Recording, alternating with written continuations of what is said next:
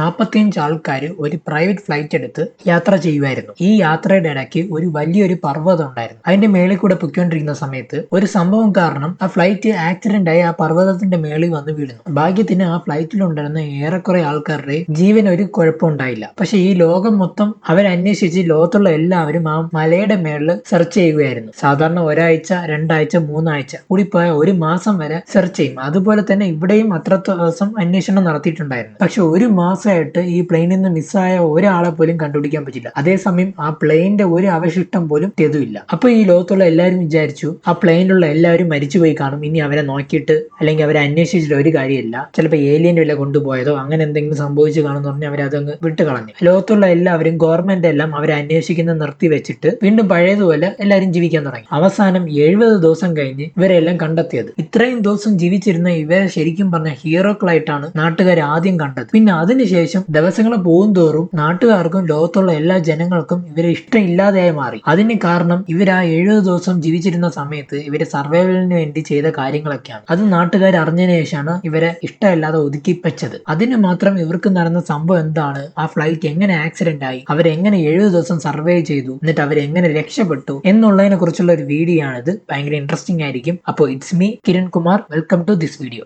ഈ സംഭവം നടക്കുന്നത് 1972 ഒക്ടോബർ മാസമാണ്. നമ്മുടെ സൗത്ത് അമേരിക്കയിൽ ഉറുഗ്വ എന്ന് പറയുന്ന രാജ്യത്ത് റഗ്ബി കളിക്കുന്ന ഒരു ക്ലബ് ടീം ഉണ്ടായിരുന്നു. ഈ റഗ്ബി എന്ന് പറഞ്ഞ കളി എന്താണെന്ന് അറിഞ്ഞിടാത്തവർക്ക് വേണ്ടി ഞാൻ പറഞ്ഞുതരാം. ഇത് ഏതാണ്ട് ഒരു ഫുട്ബോൾ പോലത്തെ ഒരു കളിയാണ്. ഇതിൽ ഈ ബോൾ എങ്ങനെയെന്ന് വെച്ച് കഴിഞ്ഞാൽ കറക്റ്റ് ഈ റൗണ്ട് പോലെ ഒന്നും അല്ല, ഒരു ഓവൽ ഷേപ്പിലാണ്. ഇത് ഏത് ടീമാണ് കൂടുതൽ ഗോൾ അടിക്കുന്നത് അവരായിരിക്കും ജയിക്കുന്നത്. അതേസമയം ഈ കളിയിൽ ഈ ബോൾ നമുക്ക് കാലുകൊണ്ട് മാത്രമല്ല കൈ കൊണ്ട് നമുക്ക് കൊണ്ടുപോയി പോസ്റ്റിലിട്ട് നമുക്ക് ഗോൾ അടിക്കാം. അങ്ങനത്തെ ഒരു കളിയാണ് ഇത്. സൗത്ത് അമേരിക്കയിൽ അധികമായിട്ട് കാണപ്പെടുന്ന ഒരു കളി കൂടെയാണ്. അപ്പൊ ഈ ഒരു കളിയുടെ മാച്ചിന് വേണ്ടിയിട്ട് ഉറുഗ്വ എന്ന രാജ്യത്ത് നിന്നും തൊട്ടടുത്തുള്ള ഈ ചില്ലി എന്ന് പറഞ്ഞ രാജ്യത്തിലോട്ട് ഒരു മാച്ചിന് വേണ്ടി പോവുകയാണ്. ഒരു ക്ലബ്ബ് മാച്ച് പോലത്തെയാണ്, അതായത് ഈ IPL പോലെ അവിടുത്തെ ഒരു ക്ലബ് മാച്ച്. അപ്പൊ അങ്ങോട്ട് പെട്ടെന്ന് പോകാൻ വേണ്ടി ഇവർക്ക് ഫ്ലൈറ്റ് ഒക്കെ കുറെ നോക്കി. പക്ഷെ ഈ ഫ്ലൈറ്റിനെല്ലാം ഭയങ്കര കാശ് ആയതുകൊണ്ട് അവരെന്ത് തീരുമാനിച്ചു, നമുക്ക് പ്രൈവറ്റ് ആയിട്ട് ഒരു ഫ്ലൈറ്റ് എടുത്ത് ആ രാജ്യത്തിലോട്ട് പോകാന്നുള്ള തീരുമാനം അവരെടുത്തു. അതിനുവേണ്ടി അവർ നോക്കിയ ഫ്ലൈറ്റ് എന്ന് പറഞ്ഞാൽ ഒരു ചീപ്പായിട്ടുള്ള ഒരു ഫ്ലൈറ്റ് ആണ്. നമുക്കറിയാലോ, ഒരു ചീപ്പായിട്ടുള്ള പ്രൈസിന് നമുക്കൊരു പ്രോഡക്റ്റ് കിട്ടുവാണെങ്കിൽ അതിന്റെ ക്വാളിറ്റി ഇച്ചിരി കുറവുണ്ടാവും. അതുപോലെ തന്നെ ഈ ഫ്ലൈറ്റിനും അതിന്റെ ക്വാളിറ്റിക്ക് ഇച്ചിരി കുറവുണ്ട്. അതായത് അത് ഒത്തിരി ഹൈറ്റിലൊന്നും പറക്കത്തില്ല, പിന്നെ ഒത്തിരി വെയിറ്റ് ഒന്നും അതിന് താങ്ങാനുള്ള കപ്പാസിറ്റി ഇല്ല. പിന്നെ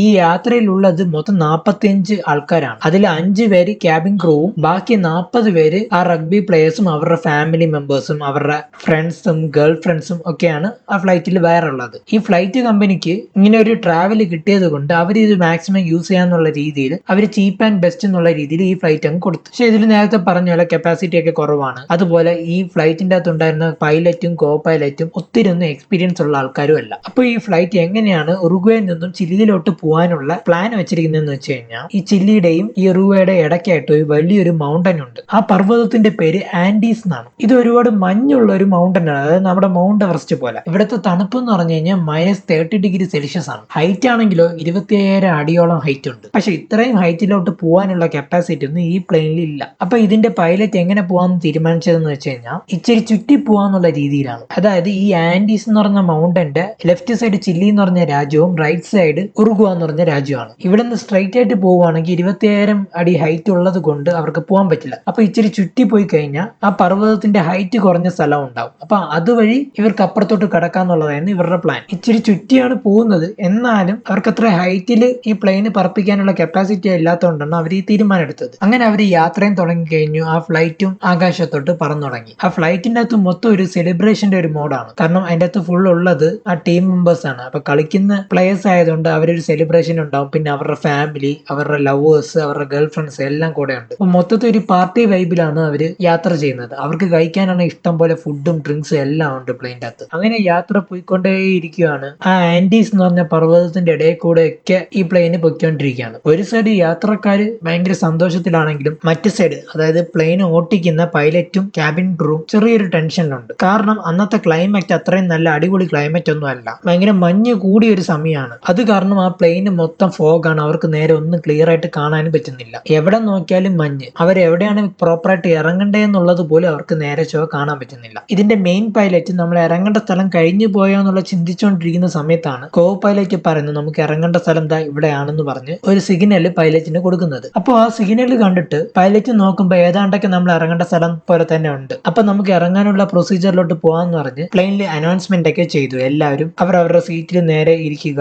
നമുക്ക് ഇറങ്ങാനുള്ള സ്ഥലം എത്തി എന്നുള്ള അനൗൺസ്മെന്റ് ഒക്കെ പ്ലെയിനിൽ കൊടുത്തു തുടങ്ങി. അതുപോലെ എല്ലാവരും അവരവരുടെ സീറ്റിൽ പോയി ഇരുന്നു. അങ്ങനെ ഇറങ്ങാനുള്ള തയ്യാറെടുപ്പും തുടങ്ങി. കുറച്ച് ഇറങ്ങി കുറെ ദൂരം കഴിഞ്ഞപ്പോഴാണ് മെയിൻ പൈലറ്റിന് ഒരു സത്യാവസ്ഥ മനസ്സിലായത്. നമ്മൾ ഇറങ്ങേണ്ട സ്ഥലം ഇതല്ല, ഇതിൽ നിന്നും ഒരു 50 കിലോമീറ്റർ മാറിയാണ് നമ്മൾ ഇറങ്ങേണ്ട സ്ഥലം എന്നുള്ളത്. ഇത് മനസ്സിലാക്കി തീരുന്നതിന് മുന്നേ തന്നെ നമ്മുടെ പ്ലെയിൻ ആ പർവ്വതത്തിന്റെ മേളിൽ ഇടിച്ച് താഴോട്ട് വീണു. ആ ഇടിച്ച ഇടിയിൽ തന്നെ ആ പ്ലെയിന് 2 പീസായിട്ട് പൊട്ടി 2 ഭാഗത്തായിട്ട് വീണു. ഇപ്പൊ ഈ പ്ലെയിനിൽ വെറും 34 പേര് മാത്രമേ ജീവനോടെ ഉള്ളൂ. ബാക്കി എല്ലാവരും മരിച്ചുപോയി. ആ കൂട്ടത്തിൽ മെയിൻ പൈലറ്റ് മരിച്ചുപോയി. അതായത് 45 പേര് ഉണ്ടായിരുന്നതിൽ 11 പേരോളം മരിച്ചുപോയി. അതേസമയം കോ പൈലറ്റ് ജീവനോടെ ഉണ്ട്, പക്ഷെ അദ്ദേഹത്തിന് വലിയ വലിയ പരിക്കുകളൊക്കെ ഉണ്ട്. അദ്ദേഹം ആ പൈലറ്റിന്റെ സീറ്റിൽ സ്റ്റക്കായി പോയി ഇരിക്കുകയാണ്. അദ്ദേഹത്തിന് എഴുന്നേക്കാനും പറ്റുന്നില്ല, അവിടെ ഇരിക്കാനും പറ്റുന്നില്ല. കാരണം അവിടെ ഇരുന്ന് കഴിഞ്ഞാൽ അദ്ദേഹത്തിന് പരിക്ക് കൂടുതൽ ഉണ്ടാവുകയാണ് ചെയ്യുന്നത്. ഇതുപോലെ തന്നെയാണ് പ്ലെയിനിലുള്ള കുറെ പാസഞ്ചേഴ്സും അവരുടെ ഇരിക്കുന്ന സീറ്റിൽ സ്റ്റക്കായാണ് ഇരിക്കുന്നത്. അങ്ങനെ സീറ്റിൽ പെട്ടുപോകാത്തവര് ആ പ്ലെയിനിന്റെ വെളിയിലോട്ട് ഇറങ്ങി നിൽക്കുന്നുണ്ടായിരുന്നു. അതേസമയം പ്ലെയിനിന്റെ അകത്തുള്ള കോ പൈലറ്റ് തന്റെ കയ്യിലുണ്ടായിരുന്ന റേഡിയോ എടുത്ത് കൺട്രോൾ റൂമിൽ മെസ്സേജ് അയച്ചു. അതായത് നമ്മൾ പോയ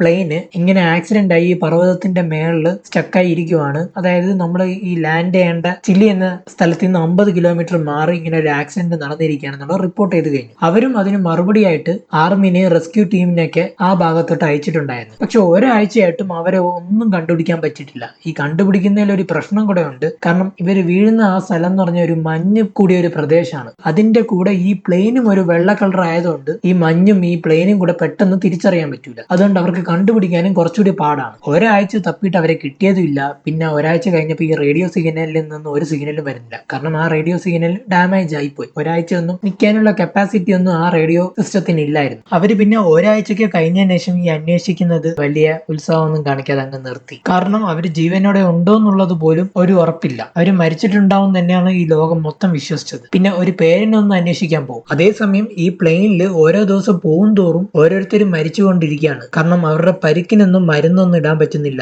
പലവരും സീറ്റിൽ സ്റ്റക്കായിട്ട് ഇരിക്കുവാണ്. അപ്പോൾ അതുകൊണ്ട് തന്നെ അവർക്ക് പലവർക്കും ഫുഡ് കഴിക്കാനൊന്നും പറ്റുന്നില്ല. ഇതൊരു റഗ്ബി ടീമിന്റെ പ്ലെയിൻ ആയതുകൊണ്ട് അവർക്ക് ആവശ്യത്തിനുള്ള ഫുഡൊക്കെ ഉണ്ട്. പക്ഷെ എത്ര ഫുഡ് ഉണ്ടെന്ന് പറഞ്ഞാലും അതൊക്കെ ഒരാഴ്ച ആയപ്പോ തന്നെ തീർന്നു തുടങ്ങി. പിന്നെ കുറെ പേരുടെ ബോഡി ഈ മഞ്ഞിലൊക്കെ സ്റ്റക്കായി ഇരിക്കുന്നതുകൊണ്ട് അവരുടെ ബോഡിയൊക്കെ പാരലൈസ് ആയി പോയി. അങ്ങനെ തന്നെ കുറച്ചുപേര് മരിച്ചുപോയി. ഇതൊക്കെ കണ്ടോണ്ടിരുന്ന ആ കോ പൈലറ്റിനെ ഇതൊക്കെ കണ്ടിട്ട് പറഞ്ഞ്, എന്റെ ക്യാബിനില് ഷെൽഫിന്റെ അകത്ത് ഒരു ഗണ്ണുണ്ട്, ആ ഗണ്ണെടുത്ത് എന്നെ ഒന്ന് ഷൂട്ട് ചെയ്ത് കളാം. എനിക്കിങ്ങനെ ഇഞ്ചിഞ്ചായിട്ട് മരിക്കുന്നതിനേക്കാളും ഒറ്റയടിക്ക് അതിന്റെ ഗണ്ണ് വെച്ച് ഷൂട്ട് ചെയ്ത് കളയുന്നവരെ പറഞ്ഞു. പക്ഷെ അവിടെ ഉണ്ടായിരുന്ന പാസഞ്ചേഴ്സ് ഒന്നും അതിന് മുതിർന്നില്ല. ഞങ്ങൾക്ക് ആർക്കും ആരെയും കൊല്ലാനുള്ള ധൈര്യമൊന്നും ഇല്ല എന്നാണ് ഈ പാസഞ്ചേഴ്സ് എല്ലാവരും പറഞ്ഞത്. പക്ഷെ ഓരോ ദിവസം പോകും തോറും അദ്ദേഹത്തിന്റെ കാര്യം ഭയങ്കര ക്രിട്ടിക്കലായിട്ട് പോവുകയാണ്. അങ്ങനെ കുറെ ദിവസം കഴിഞ്ഞപ്പോൾ തന്നെ ആ കോ പൈലറ്റും അദ്ദേഹത്തിന്റെ ആ സീറ്റിൽ ഇരുന്ന് തന്നെ മരിച്ചുപോയി. ഇപ്പോൾ ഈ പ്ലെയിനിൽ ഉണ്ടായിരുന്ന ഏക ഒരു ടെക്നിക്കൽ നോളജ് ഉള്ള പേഴ്സണും ഇല്ലാണ്ടായി. ഇനി ഇവിടെ ഇരിക്കുന്ന ആർക്കും ഒരു രക്ഷയില്ല എന്നുള്ളത് അവര് പൂർണ്ണമായിട്ട് മനസ്സിലാക്കി. ഇനി എന്തു ചെയ്യും നമ്മൾ എന്നായിരുന്നു എല്ലാവരുടെയും മുന്നിലുള്ള ചോദ്യം. ആ സമയത്താണ് ആ പ്ലെയിനിൽ ബോധം ഇല്ലാതെ ഇരുന്ന ഒരു പയ്യൻ പെട്ടെന്ന് എഴുന്നേക്കുന്നത്. അവന്റെ പേര്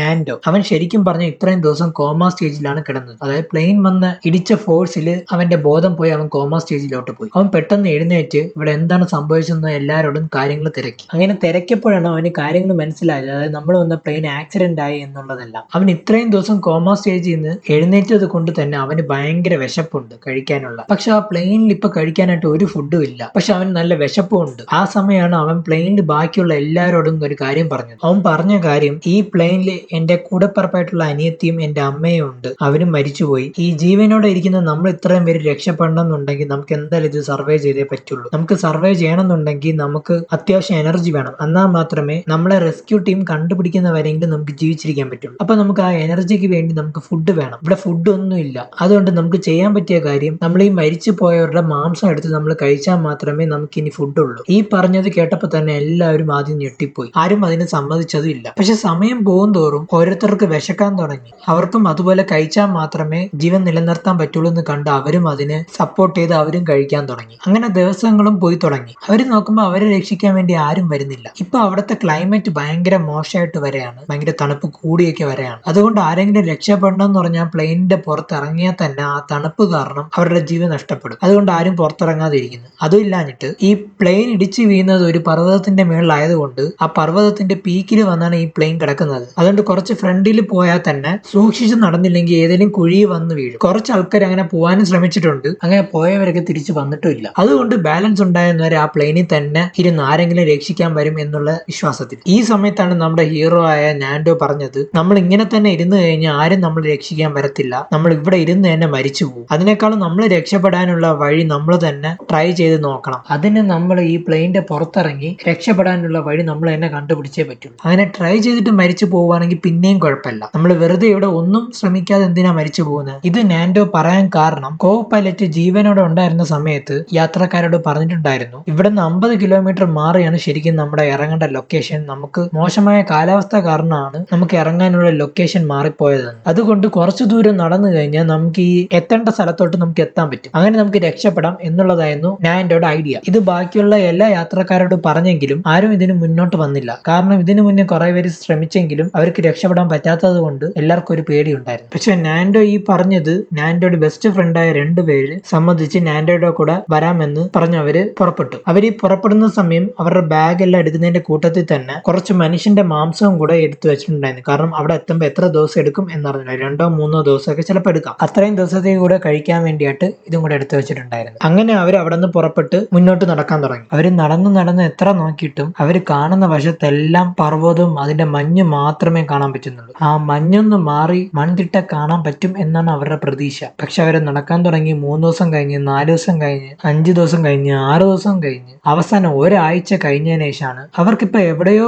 ദൂരെ വെച്ച് വെള്ളത്തിന്റെ ശബ്ദം കേൾക്കാം. അവര് കുറച്ചുകൂടി അടുത്ത് പോയി നോക്കിയപ്പോഴാണ് അതൊരു വലിയൊരു പുഴ കാണാൻ പറ്റുന്നത്. അതായിരുന്നു ആ മഞ്ഞ് പർവ്വതത്തിന്റെ അവസാനവും. അതിനുശേഷം അങ്ങോട്ട് മഞ്ഞൊന്നുമില്ല, ഫുള്ള് മണ്ണാണ്. അവരത് കണ്ടപ്പോഴാണ് അവർ ഇത്രയും നാൾ കഷ്ടപ്പെട്ടതിന്റെ ഫലം അവർക്ക് കിട്ടിയെന്നുള്ള ഒരു സന്തോഷം അവർക്ക് വന്നത്. അവരാദ്യം ഓടിപ്പോയി ആ അരുവിയിൽ നിന്ന് ആവശ്യത്തിന് വെള്ളം കുടിച്ചു. അതിനുശേഷം ചുറ്റും ആരെങ്കിലും ഉണ്ടോ എന്ന് പറഞ്ഞ് നോക്കിയവര് അപ്പോൾ കാണാൻ ദൂരെയായിട്ട് ഒരു ചെറിയൊരു വീട്, അതിന്റെ അകത്ത് വയസ്സായ ഒരു അപ്പൂപ്പനെയും കാണാം. അവരിവിടെ നിന്ന് ഉറക്കവരെ വിളിച്ചു. പക്ഷെ എത്ര ഉറക്ക വിളിച്ചിട്ടും അവർക്ക് കേൾക്കാൻ പറ്റുന്നില്ല. ഒന്നാമത്തെ കാര്യം അവരുടെ സൗണ്ട് ഒക്കെ പോയി. പിന്നെ എങ്ങനെയോ കഷ്ടപ്പെട്ട് കുറെ നേരത്തിന്റെ ശ്രമത്തിന് ശേഷം ആ അപ്പൂപ്പന്റെ ശ്രദ്ധയിൽ ഇവര് പെട്ടു. ആ സമയം നാൻഡി തന്റെ കയ്യിലുണ്ടായിരുന്ന ഒരു പേപ്പറും വാട്ടർ ബോട്ടിൽ എടുത്തതിന് ശേഷം ആ പേപ്പറിന്റെ അകത്ത് അവർക്ക് നടന്ന എന്താണോ അത് മൊത്തം എഴുതി ആ വാട്ടർ ബോട്ടിലിന്റെ അകത്ത് വെച്ച് ആ വെള്ളത്തിൽ ഒഴുക്കി വിട്ടു. ഇത് വായിച്ച് അപ്പൂപ്പൻ ഇപ്പോഴാണ് കാര്യം മനസ്സിലായത്. കുറച്ചു ദിവസം മുന്നേ ഒരു ഫ്ലൈറ്റ് ആക്സിഡന്റിൽ കാണാതെ പോയ 45 പേരിൽ 3 പേരാണ് ഇപ്പോ തന്റെ മുന്നിൽ വന്ന് നിൽക്കുന്നതെന്ന്. ഇത് കണ്ടപാടെ അപ്പൂപ്പൻ അടുത്തുള്ള സ്റ്റേഷനിൽ വിളിച്ചു പറഞ്ഞു. അങ്ങനെ അവിടെ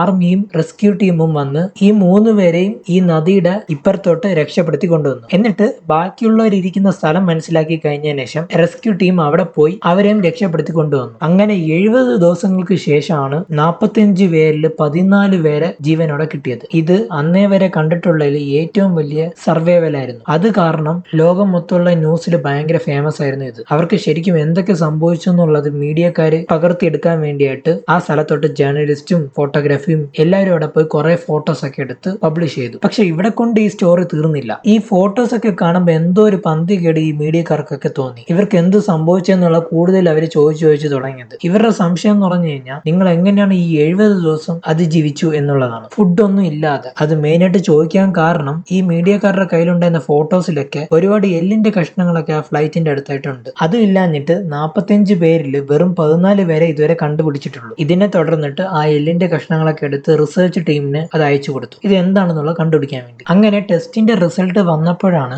എല്ലാവർക്കും സംശയം ഉണ്ടായതുപോലെ തന്നെ ആ എല്ലിന്റെ കഷ്ണം സാധാരണ മൃഗത്തിന്റെയോ വേറെ ഒന്നിന്റെയോ അല്ല, അത് മനുഷ്യന്മാരുടെ എല്ലിന്റെ കഷ്ണങ്ങളാണ്. അതും അവരുടെ കൂടെ ഉണ്ടായിരുന്ന യാത്രക്കാരുടെ ആണെന്ന് മനസ്സിലായി. ഇപ്പൊ പോലീസ് എല്ലാവരും ഇവരോട് ചോദിക്കുകയാണ്, ശരിക്കും എന്താണ് അവിടെ സംഭവിച്ചത്, നിങ്ങൾ എല്ലാം തുറന്നു പറയണം എന്നുള്ള രീതിയിലാണ് അവരുടെ ചോദ്യങ്ങൾ. കുറെ ചോദിച്ചു കഴിഞ്ഞതിന് ശേഷം നാൻഡോ പറഞ്ഞ്, ശരിയാണ്, ഇത് നമ്മുടെ കൂടെ യാത്ര ചെയ്ത നമ്മുടെ സ്വന്തം ഫ്രണ്ട്സിന്റെ അസ്ഥികൂട ആണ് എന്നുള്ളത് അവർ സമ്മതിച്ചു. ഞങ്ങൾ ജീവിക്കാൻ വേണ്ടി, ഞങ്ങളുടെ സ്വന്തം സർവൈവലിന് വേണ്ടി മരിച്ചു പോയ അവരുടെ ഇറച്ചികൾ എടുത്താണ് നമ്മൾ കഴിച്ച് ജീവിച്ചത് എന്ന് നാൻഡോ മീഡിയക്കാരുടെ മുന്നിൽ വെച്ച് പറഞ്ഞു. ഇത് കേട്ടതിന് ശേഷം കുറെ ആൾക്കാർ പറഞ്ഞു അവർ ചെയ്തത് ഭയങ്കര തെറ്റായ ഒരു കാര്യമാണ്. കൂടെ ഉണ്ടായിരുന്ന ആൾക്കാരെ തന്നെ അവര് മരിച്ചു പോയതിനു ശേഷം എങ്ങനെ കഴിക്കാൻ തോന്നി എന്നായിരുന്നു പലവരും ചോദിച്ചത്. ഇതിനെ തുടർന്ന് കുറെ പേര് ചോദിച്ചു, ശരിക്കും നിങ്ങൾ മരിച്ചവരെ തന്നെയാണോ കഴിച്ചത്, ഇല്ല നിങ്ങൾ ശരിക്കും അവരെ കൊന്നു കഴിച്ചതാണോ എന്നുള്ള ചോദ്യവും എല്ലാവരും ചോദിച്ചു. ഇത്രയും ദിവസം കഷ്ടപ്പെട്ട്, അതായത് 70 ദിവസം കഷ്ടപ്പെട്ട് അതിജീവിച്ച് വന്ന ഇവരെ ഹീറോക്കളായിട്ടാണ് ആദ്യം കണ്ടതെങ്കിലും പിന്നെ ആൾക്കാർ ഇവരെ ഒരു രാക്ഷസന്മാരായിട്ടാണ് കണ്ടത്. കാരണം സ്വന്തം രക്ഷയ്ക്ക് വേണ്ടി കൂടെ ഉണ്ടായിരുന്ന